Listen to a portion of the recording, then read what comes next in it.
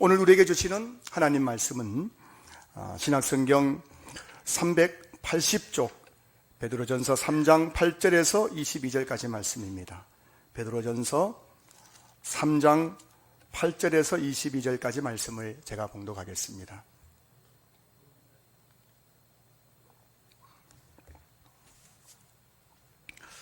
신약성경 380쪽 베드로전서 3장 8절에서 22절입니다. 마지막으로 말하노니 너희가 다 마음을 같이하여 동정하며 형제를 사랑하며 불쌍히 여기며 겸손하며 악을 악으로 욕을 욕으로 갚지 말고 도리어 복을 빌라.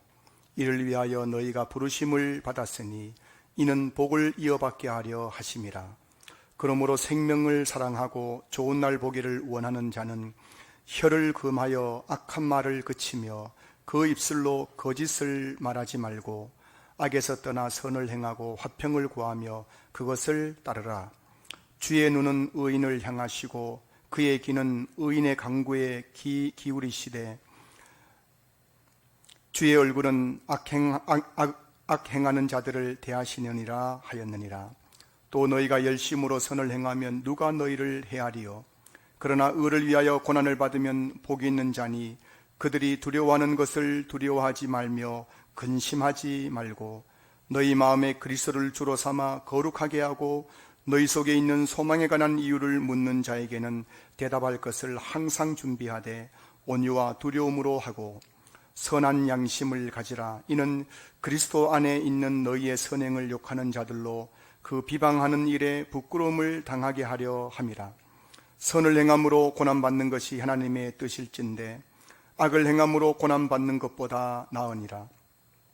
그리스도께서도 단번에 죄를 위하여 죽으사 의인으로서 불의한 자를 대신하셨으니 이는 우리를 하나님 앞으로 인도하려 하심이라. 육체로는 죽임을 당하시고 영으로는 살리심을 받으셨으니 그가 또한 영으로 가서 옥에 있는 영들에게 선포하시니라. 그들은 전에 노아의 날 방주를 준비할 동안 하나님이 오래 참고 기다리실 때에 복종하지 아니하던 자들이라. 방주에서 물로 말미암아 구원을 얻은 자가 몇 명뿐이니 겨우 8명이라.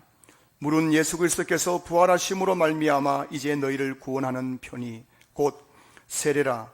이는 육체에 더러운 것을 제하여 버림이 아니요 하나님을 향한 선한 양심의 강군이라. 그는 하늘에 오르사 하나님 우편에 계시니 천사들과 권세들과 능력들이 그에게 복종하느니라. 아멘. 할렐루야. 주일 예배에 오신 성도님들을 주님의 이름으로 환영하고 축복합니다. 우리 서로 한번 인사 나누실까요? 옆에 계신 분 보시면서 참 반갑습니다, 사랑합니다, 축복합니다, 그렇게 인사 좀 나누셨으면 좋겠습니다. 여러분 알고 계시죠? 여러분 속으로 지금 아이고 저 사람 저거 지겹다, 이제 안 봤으면 좋겠다 싶지만 죽으면 천국에서 영원히 봐야 돼요. 영원히 봐야 됩니다. 아예 포기하세요. 이제 다시는 안 본다, 그 마음을 포기하세요.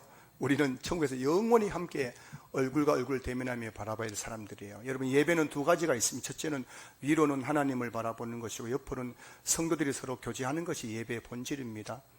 만약 하나님께만 예배 드린다면 집에서 예배 드리면 되죠. 뭐하러 교회 나오겠어요? 요즘 좋은 세상에 집에서 시원한 에어컨 틀어놓고 반바지 입고 수박 먹으면서 그렇게 설교 드리면 되지. 뭐하러 교회 나와서 이렇게 고생하면서 예배 드리겠습니까?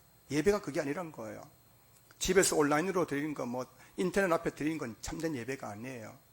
예배란 하나님을 바라보면서 성도들이 함께 드리는 것, 이 성도의 교제 가운데 드리는 게 예배의 본질이라는 것을 제가 누누이 말씀드리는 거죠.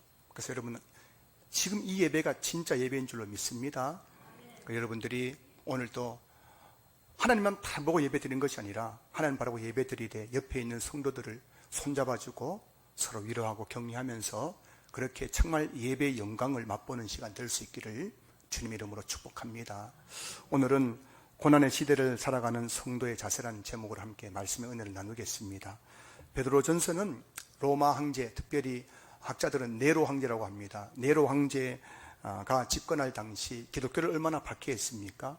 그 로마 네로 황제의 박해를 받고 있는 소아시아 지역의 성도들에게 보낸 편지가 바로 이 베드로 전서라고 말씀을 드렸죠. 지금 그들은 예수님을 믿는다는 이유로 정말 말로 표현할 수 없는 박해를 받고 있습니다. 붙잡히면 죽음을 당하는 거예요. 또 어떤 사람들은 붙잡혀서 참 감옥 안에서 모진 고통을 당하기도 합니다. 밥을 주지 않습니다. 굶주립니다. 매를 맞습니다. 온몸이 피투성이 됩니다. 그런 고난을 당할 뿐만 아니라 겨우겨우 붙잡히지 않는 사람들도 주변에서 사회적으로 경제적으로 많은 어려움을 당하고 있는 것이 오늘 베드로전서의 수신자인 소아시아 지역에 있는 성도들의 그 삶의 모습이었습니다. 여러분, 그들 정말 우리가 만약 그들의 삶의 모습을 타임머신 타고 가서 한번 볼 수만 있다면 내가 있는 이 자리가 얼마나 축복이고 감사한 자리인지 모를 거예요. 그들은 그런 고통과 박해와 고난 속에서도 예수님을 섬기던 자들이었습니다. 베드로전서의 주제는 고난입니다. 고난. 박해 속에서 고난당하는 성도들에 대해서 주는 위로의 말씀이 베드로전서의 주제이죠. 그 박해받고 고난당하는 성도들에게 베드로가 위로의 말씀을 전하면서 오늘 본문에서 박해와 고난 속에 있는 성도들에게 고난의 시대를 성도들이 어떻게 살아갈 것인가에 대해서 고면해주고 있는 것이 오늘 본문의 내용이죠. 어떻게 보면 지금 우리도 참 고난의 시대를 살아가고 있는 것 같습니다. 3년 동안 코로나 때문에 정말 많은 분들이 고통을 당하고 어려움을 겪고 있습니다. 감사한 것은 여기 있는 저와 여러분 중에는 코로나 때문에 그렇게 큰 어려움을 겪은 분들은 없을지 모르지만 이 지난 3년 동안 코로나는 쓰나미를 통해서 생명을 잃어버린 분들이 너무나 많고요. 지금도 그 후유증 때문에 고통당한 분들이 너무나 많고요. 코로나 때문에 정말 삶의 기반이 무너져 버리고 자살을 시도하고 삶을 포기한 분들이 얼마나 많은지, 이 코로나 3년 동안 추산하건대 한국교회 중에서 8,000개에서 10,000개 이상 교회들이 문을 닫았다고 합니다. 목사님들이 목회지를 잃어버리게 되었던 것이죠. 이렇게 우리는 지금 참 코로나 때문에 고난과 어려움의 시대를 살아가고 있기도 하고요. 최근에는 또 우크라이나 전쟁을 통해서 또 미국발 경기 불황을 통해서 지금 그 영향으로 말미암아 고환율, 고물가, 고금리, 또 고유가 시대를 맞이해서 서민들이 얼마나 힘든지 모르겠습니다. 제가 알고 있는 젊은 부부는 영끌이 뭔지 아시죠? 영혼까지 끌어모아가지고 여기저기 대출받아가지고 아파트 한 채를 마련했습니다. 목사님, 영끌 내서 아파트 계약했어요. 연락이 왔어요. 영끌이 뭡니까? 목사님, 그것도 모르세요. 영혼까지 끌어담아가지고 아파트 샀어요. 다 대출이 내 돈 아닌데도 그거 좋다고 연락이 왔었습니다. 그런데 여러분, 지금 어떻습니까? 그때 샀던 것보다 아파트가 1, 2억 떨어졌대요. 대출금리가 높아져가지고 대출금이 2배 이상 돼버렸답니다. 그래서 그것 때문에 지금 너무너무 고통스럽대요. 이게 그분만의 이야기는 아니겠죠. 우리 모두 이야기겠죠. 어쩌면 오늘 이 말씀은 우리에게 주시는 말씀인 것 같아요. 베드로가 2000년 전에 오늘 우리의 시대를 바라보면서 오늘 우리에게 주신 말씀이 아닐까 생각됩니다. 사랑하는 성도 여러분, 고난의 시대, 이 고난의 시대를 성도들은 어떻게 살아가야 하겠습니까?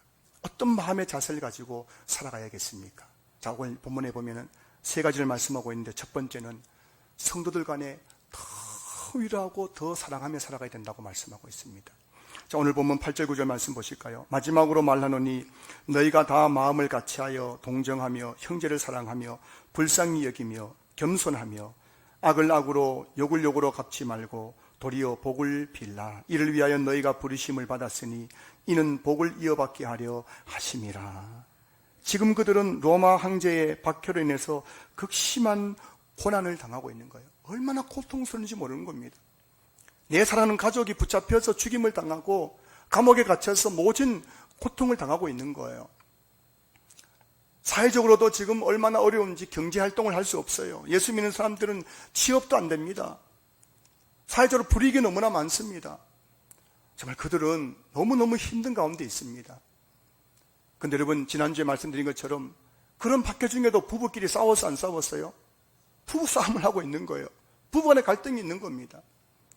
그런데 여러분, 그들이 밖에 나가서도 너무너무 힘든데 집에 와도 그들이 마음을 터놓고 대화할 그런 배우자가 지금 없는 거예요.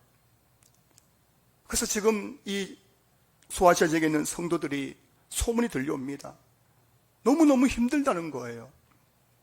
사회적으로도 힘들고 예수 믿는 것도 힘들고 가정도 지금 여러 가지 어려움을 당면해 있고, 그런 힘든 가운데 있는 그 성도들에게 오늘 베드로가 마지막으로 권하노니 하면서, 말하노니 하면서 뭘 말하고 있는 겁니까? 너희가 돼서 너희가. 이 너희가 누굽니까? 바로 소아시아 지역에 있는 성도들이죠. 교회입니다. 교회. 여기서 제가 여러분에게 너희가, 여러분이라고 하면 여러분이 누구를 가리킨다면 바로 신한교회 성도를 가리키는 거군.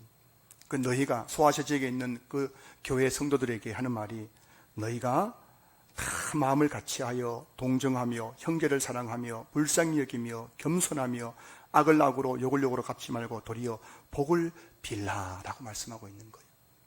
이렇게 어려울 때, 고난으로 말미암아 어디 가서도 위로받지 못하고 사랑받지 못하고 내 힘든 마음을 같이 이야기 나눌 사람이 아무도 없는 그 초대교회 성도들에게 오늘 베드로가 권하는 것은, 너희들이 교회에서 성도들끼리라도 제발 마음을 같이 하고 서로 동정하고 형제를 사랑하고 불쌍히 여기고 겸손하면서 악을 악으로 갚지 말고 욕을 욕으로 갚지 말고 서로 복을 빌어라 라고 말씀하고 있는 거예요. 여러분, 세상이 어떤 곳입니까? 세상은 악을 악으로 갚는 곳이죠.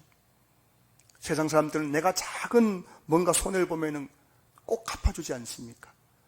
욕을 먹으면 꼭 같이 맞대어 욕을 하지 않습니까? 고속도로에서 잠시 무슨 이 사고가 나면은 고래고래 소리를 지르면서 서로 맞대어 싸우는 것이 세상의 논리 아니겠습니까?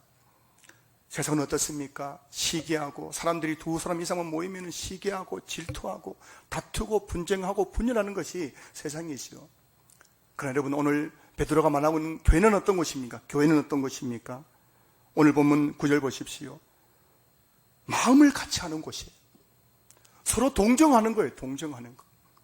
불쌍히 여기는 곳입니다. 여러분 보세요. 옆에 계신 분 보세요. 얼마나 불쌍해 보이십니까? 불쌍해 보이지 않으세요? 그럼 제 최경 목사 불쌍해 보이지 않으세요? 얼마나 불쌍한지 몰라.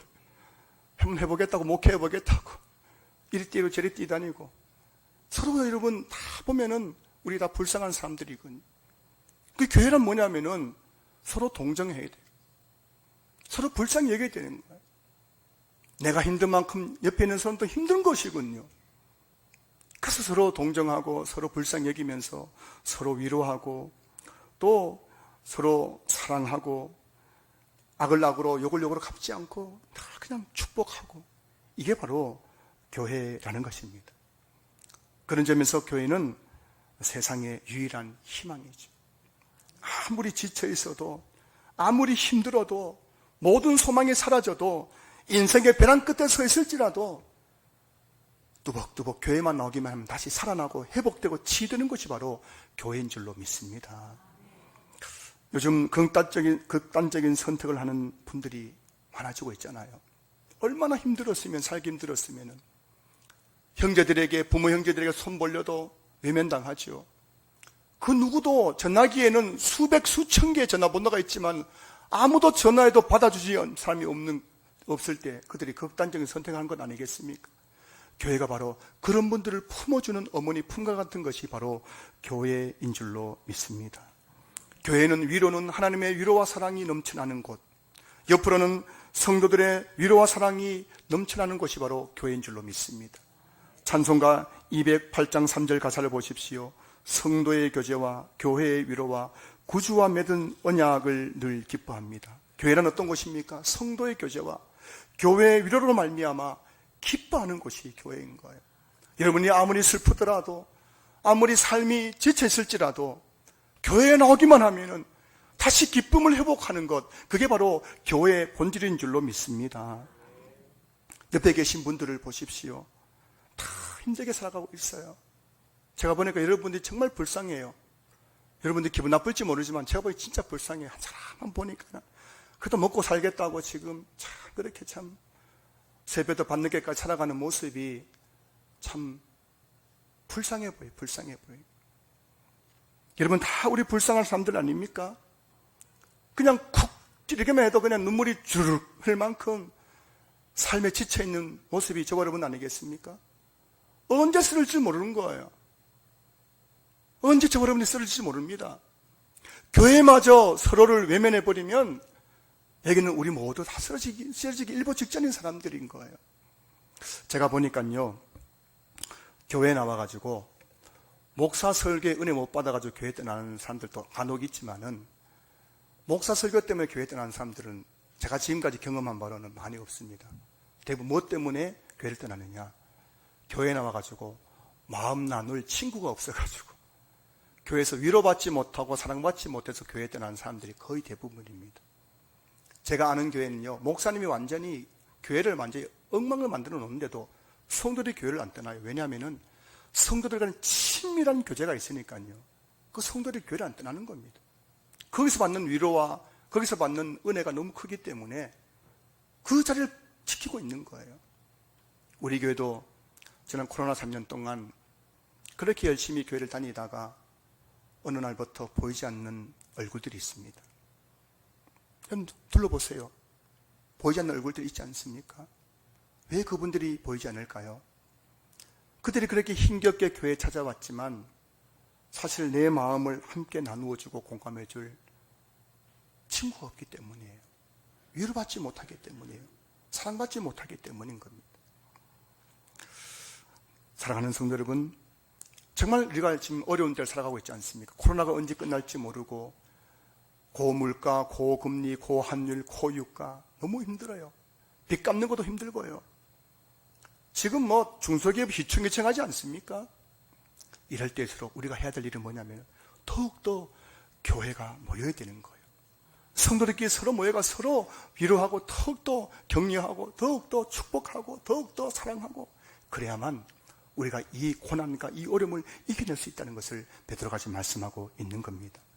자, 그렇게 성도들이 서로를 위로하고 사랑하면 어떤 일이 일어나게 될까요?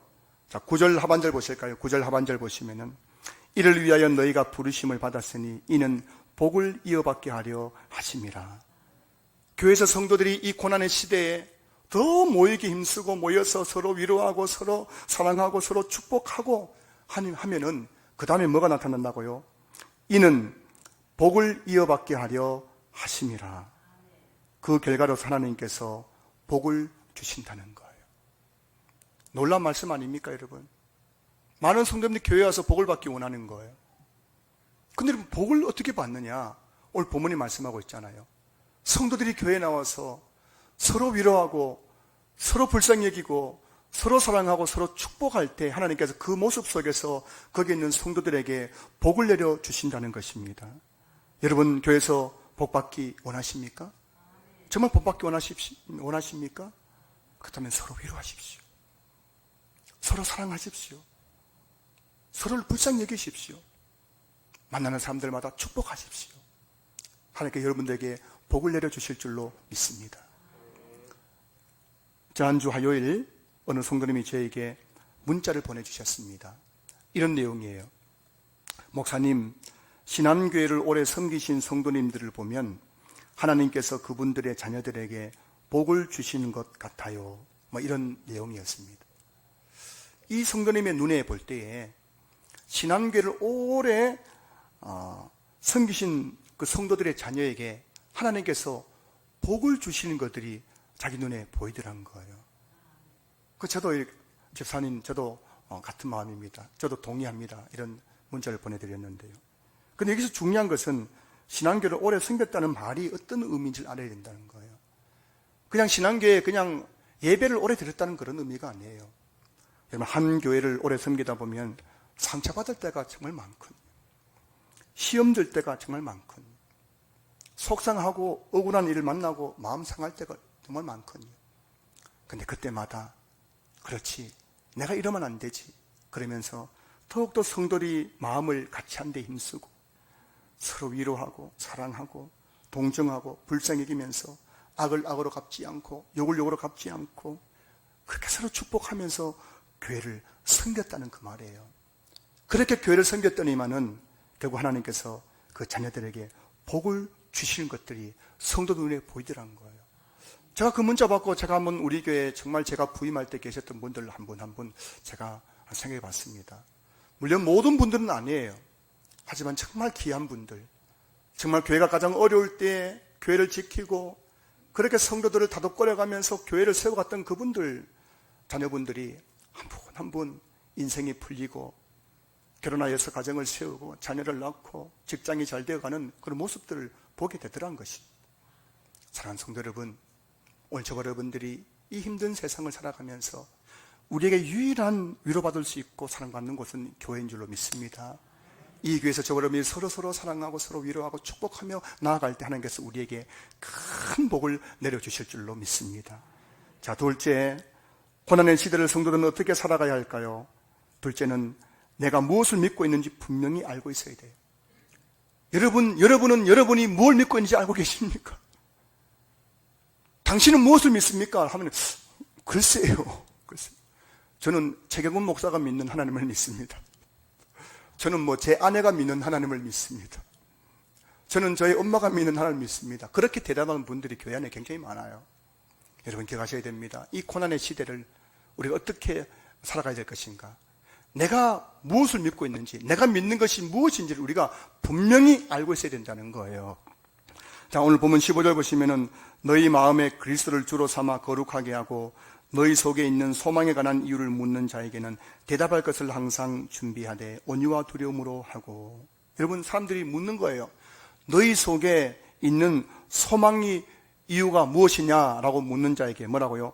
대답할 것을 항상 준비하라는 것입니다. 무슨 말이에요? 내가 무엇을 믿고 있는지를 분명히 알고 있어야 된다는 겁니다. 누가 물어보더라도 내가 믿는 것은 바로 이것입니다라고 말할 수 있어야 된다는 거죠. 여러분의 소망은 무엇입니까? 여러분의 소망은 무엇이에요?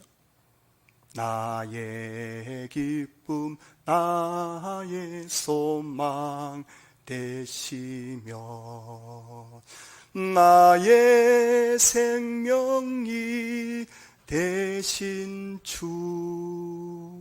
여러분, 나의 기쁨, 나의 소망, 나의 생명 되시는 분은 누구라고요?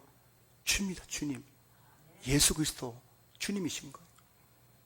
그래서 오늘 베드로가 뭐라고 말하고 있습니까? 너희 마음에 그리스도를 주로 삼아라고 말씀하고 있는 거예요. 너희들이 믿는 믿음의 그 본질은 바로 예수 그리스도라는 걸 말씀하고 있는 거죠. 여러분, 오늘 저와 여러분들이 믿는 것이 뭡니까? 우리 믿음의 본질은, 우리 믿음의 핵심은 바로 예수 그리스도인 줄로 믿습니다. 나의 기쁨, 나의 소망, 나의 생명 되시는 분은 바로 예수 그리스도인 거예요. 누군가 여러분에게 당신의 소망이 무엇입니까? 왜 교회 다니십니까? 라고 물을 때 나는 바로 예수 그리스도 때문에 교회 다닌다고 말할 수 있어야 될 줄로 믿습니다. 여러분, 그 예수님은 어떤 분이십니까? 자, 오늘 본문 18절 보십시오. 그리스도께서도 단번에 죄를 위하여 죽으사 의인으로서 불의한 자를 대신하셨으니. 여러분, 우리의 주가 되시는 그 예수님은 단번에 죄를 위하여 죽으사 의인으로서 불의한 자를 대신하셨습니다. 예수님은 의인이시지만은 불의한 자를 대신해서 십자가에 달려 죽으셨습니다. 여기서 불의한 자가 누굽니까? 바로 저와 여러분이죠. 예수님은 저와 여러분들의 죄를 짊어지시고 우리를 대신해서 십자가에 달려 죽으신 분이십니다. 또 그 예수님은 어떤 분이십니까? 22절 말씀 보십시오. 그는 하늘에 오르사 21절 보십시오. 물은 예수 그리스도께서 부활하심으로 말미암아 이제 너희를 구원하는 편이 곧 세례라. 자, 보세요. 예수 그리스도께서 부활하심으로 말미암아 이제 너희를 구원하는 편이. 예수님은 우리를 위해서, 우리 죄를 위해서 십자가에 달려 죽으실 뿐만 아니라 죽은 지 사흘 만에 부활하심으로 말미암아 우리를 구원해 주셨습니다. 어디에서요? 죄에서 구원해 주셨습니다. 여러분, 기독교는 어떤 곳입니까? 어떤 종교입니까? 예수님이 우리의 죄를 위해 십자가에 죽으시고 3일 만에 부활하심으로 우리를 죄에서 구원해 주셨다는 것이 바로 기독교 아니겠습니까? 이게 바로 복음이라는 거예요. 여러분, 여러분이 믿는 믿음이 뭔지 붙잡으셔야 됩니다. 나는 예수님 믿는 거예요. 예수님이 무엇을 믿는 것입니까? 그 예수님이 나의 죄를 위해 십자가에 달려 죽으셨고 3일 만에 부활하심으로 나를 죄에서 구원해 주셨다는 걸 믿는 거예요. 이게 우리의 믿음의 본질인 거죠. 자, 그리고 22절 보세요. 그는 하늘에 오르사 하나님 우편에 계시니 천사들과 권세들과 능력들이 그에게 복종하느니라. 그 예수님은 부활하신 다음에 40일 동안 이 땅에 계시다가 하늘로 올라가셔서 지금은 하나님 우편에 앉아 계신 분이십니다. 여기서 다른 성경에 보면 하나님 보좌 우편에 앉아 계신다는 것인데, 이 보좌 우편에 앉아 있다는 말이 뭘 의미하냐면 바로 통치를 가리켜, 통치. 지금 예수님은 하나님 우편, 보좌 우편에 앉으셔서 뭘 하고 계시냐? 이 세상을 통치하고 계신 거예요. 그래서 여러분 보세요. 천사들과 22절 다시 보시면은 천사들과 권세들과 능력들이 그에게 복종하느니라. 예수님의 그 통치 가운데 천사들도 권세들도 능력들도 그에게 복종하고 있는 거예요. 자, 이게 뭘 말씀하고 있을까요? 여러분, 이 고난의 시대를 살아가는 저 여러분들이 기억해야 될 것이 뭐냐면은 지금 예수님께서 하늘 보좌 우편에서 이 세상을 통치하고 계십니다. 그 예수님의 통치를 받고 천사들도 복종하고 권세들도 복종하고 능력들도 복종하는 거예요. 그렇다면은 지금 내가 겪고 있는 그 고난도 예수님의 통치를 받고 있다는 사실 여러분 알고 계십니까? 비록 그 고난 때문에 내가 힘들지만은, 그러나 지금 예수님이 하나님 보좌 우편에서 나의 그 고난조차도, 내 삶조차도 지금 통치하고 계시기 때문에 나는 반드시 뭐라고요? 안전한 거예요. 나는 반드시 그 고난을 이겨낼 수 있는 것입니다. 지금 베드로가 뭘 말하고 있습니까? 고난 속에 있는 그 소아시아 교회에 있는 성도들에게 여러분들이 믿고 있는 예수님이 누군지를 알라는 겁니다. 그 예수님이 지금 여러분을 통치하고 있다는 겁니다. 여러분을 통치하는 것은 로마 황제가 아니라 바로 하늘 보좌 우편에 계시는 예수님이라는 것입니다. 그분이 여러분을 지켜주실 겁니다. 그분이 여러분을 보호해 주실 겁니다. 반드시 그 고난이 지나갈 것입니다 라고 베드로가 말하고 있는 거예요. 사랑하는 성도 여러분, 너무 힘드시죠? 너무 힘들어요. 이 빚 언제 다 갚을까? 지금 내가 당면한 그 여러 가지 자녀들의 문제, 직장의 문제, 사업의 문제, 부모의 문제, 이거 어떻게 할지 모르는 거예요. 그러나 여러분, 그 모든 우리 인생의 고난을 지금도 예수님께 통치하고 있다는 사실을 여러분 기억할 수 있기를 지금 축복합니다. 절대 그 고난 때문에 망하지 않는 거예요. 이 믿음 가지고 있으면은 절대 우리는 망하지 않습니다. 여러분, 내가 뭘 믿고 있는지를 아셔야 돼요. 나는 예수님 믿고 죄에서 구원받았습니다. 그 예수님은 지금도 내 삶을 통치하고 계십니다. 그 예수님을 내 마음의 주님으로 모시고 살아가는 자는 절대 망하지 않는 거예요. 이 분명한 믿음을 가지고 살아가는 성도를 될 수 있기를 주님의 이름으로 축복합니다. 마지막 세 번째, 고난의 시대를 성도들은 어떻게 살아가야 할까요? 셋째 보면은 선을 행하는 삶을 살아야 한다고 말씀하고 있습니다. 16절 보시면은 선한 양심을 가지라. 이는 그리스도 안에 있는 너희의 선행을 욕하는 자들로 그 비방하는 일에 부끄러움을 당하게 하려 함이라. 지금 여러분, 이 소아시아 지역에 있는 그 성도들은 이웃들에게 욕을 먹고 비방을 당하는 일이 많았습니다. 사람들이 얼마나 이 예수 믿는 사람들을 욕하고 비방하는지 몰라요. 코로나 3년 동안 우리 대한민국, 우리 한국교회가 욕을 먹었어, 안 먹었어요? 코로나 때문에 엄청나게 욕을 먹었잖아요. 얼마나 비방을 많이 당했는지. 저는 막 밥을 안 먹어도 배가 부르더라고요. 뭘 많이 먹어가지고요? 얼마나 욕을 하는지, 이 사람들이. 소아시아 지역에 있는 성도들도 진짜 비방을 많이 당했습니다. 손가락질 당하는 거예요. 그들은 예수 믿는 이유로 얼마나 많은 박해를 당하고 이웃들에게 비방을 당했는지 모릅니다. 그런 성도들에게 오늘 베드로가 말합니다. 아마 그 소아시아 지역 성도들이 베드로에게 물었겠죠. 보니까요, 지금 이 편지를 받는 소아시아 지역에 있는 성도들은 베드로가 복음 전해서 예수 믿은 사람들이거든요. 베드로가 세운 교회들이에요. 그게 아마 편지를 통해서 베드로에게 물었겠죠. 지금 이렇게 사람들이 우리를 비방하고 욕하는데 우리가 어떻게 해야 되겠습니까? 라고 물었겠죠. 거기에 대한 답이 뭐라고요? 선한 양심을 가지라. 선한 양심을 가지라. 이는 그리스도 안에 있는 너희의 선행을 욕하는 자들로 그 비방한 일에 부끄러움을 당하게 하려 함이라 되는 거예요. 지금 그들이 비방하고 욕을 하고 한다고 해가지고 또 그들이 의를 행함으로 말미암아 또 고난을 당하기도 합니다. 선을 행함으로 말미암아 고난을 당하기도 합니다. 그럼에도 불구하고 우리 그리스도인들이 해야 될 일은 뭐라고요? 끝까지 선한 양심을 가지고 선한 삶을 살아야 된다고 말하고 있는 거예요. 구체적으로 어떻게 살아야 됩니까?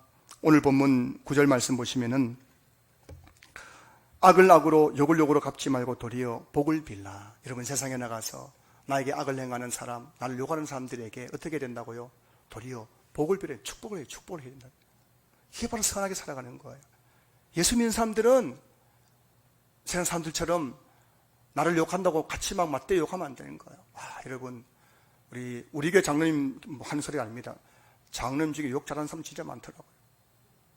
권사님 중에서요, 진짜 밖에 나가 쌍욕하는 사람들 진짜 많아요. 어디서 배운지 모르겠어요. 누구인데 배웠습니까, 여러분, 욕을? 얼마나 욕을 잘하는지. 밖에 나가 식당 가가지고, 미용실 가가지고, 백화점 가가지고, 막 걷어붙이고 욕을 하는데, 야, 정말, 저도 한번 녹음해서 배워봤으면 좋겠어요. 얼마나 잘하는지 욕을. 우리 그리스도인들은 누가 날 욕한다고 해가지고 그냥 쌍욕을 하는 그런 사람들이 아닌 거예요. 저를 포함해서 지난 주간에 욕한 사람들 다 회개하시기 바랍니다. 회개하세요. 회개. 그 욕한 거 회개 안 하면 천국 못 갑니다. 우리 그리스도인들은 선을 행하는 사람들인 거예요. 막 악을 행한다고 맞대 악을 행하고 막 욕을 하는 사람들이 아닌 거예요. 그걸 또 어떻게 해야 됩니까? 10절 보세요. 그러므로 생명을 사랑하고 좋은 날 보기를 원하는 자는 혀를 금하여 악한 말을 그치고 그 입술로 거짓을 말하지 않고 악에서 떠나 선을 행하고 화평을 구하며 그것을 따르라. 여러분, 우리가 선을 행하는 삶을 산다는 게 뭐겠습니까? 여러분, 혀를 금하는 거예요. 혀를 금하는 거예요. 여러분, 세상 사람들 보세요. 혀를 함부로 놀리잖아요. 정치인들 보세요. 어떻게 그 정치인들이 그런 말을 한단 말입니까? 혀를 함부로 놀리고 악한 말을 하고 거짓말을 하고. 여러분, 이거는 세상 사람들의 이야기고요. 오늘 저 여러분들은 입을 금하여서 악한 말을 그치고 입술에 거짓을 그치고 악에서 떠나 선을 행하고 화평을 구하는 삶을 살아야 되는 거예요. 사랑하는 성도 여러분, 제 말이 너무 이상한 나라 이야기처럼 들리십니까? 요즘 세상에 그렇게 살아가면은 손해보고 바보 취급한다고 생각하십니까? 여러분, 그리스도인들은 세상에 나가서 바보 취급 받으셔야 돼요. 어리석은 취급 받으셔야 됩니다. 억울한 일 당해야 되는 거예요. 그럼에도 불구하고 여전히 악을 악으로 갚지 않고 욕을 욕으로 갚지 않고 축복하는 사람이 바로 그리스도인의 정체성임을 여러분 다시 한번 기억할 수 있기를 주님은 축복합니다. 오늘 본문 당시에 그리스도인들은 로마 제국의 박해에서 극심한 고난을 당했습니다. 그 극심한 고난 속에서도 그들은 베드로의 권면을 따라서 어떻게 했습니까? 의를 위하여서 고난을 받았어요. 의로운 삶을 살아감으로 고난 받는 것을 당연한 것처럼 여겼습니다. 선한 양심을 가지고 살았습니다. 거짓말 안 했어요. 악한 말 하지 않았습니다. 그리고 박해 속에서도 또 선을 행함으로도 고난을 끝까지 받았습니다. 어떻게 보면 참 어리석어 보이는 거죠. 예수 믿는 이유 때문에 세상 나가가지고 의를 위해서 박해를 당하고 고난당하고 선을 행하다 고난당하고 악을 악으로 갚지 않고 욕을 욕으로 갚지 않고 도리어 축복하고 어떻게 보면 참 바보처럼 보이지 않습니까? 그런데 여러분, 그들이 그렇게 살아갔을 때 로마에 어떤 일이 일어났습니까? AD 323년에 로마의 기독교가 로마의 국교로 공인되었습니다.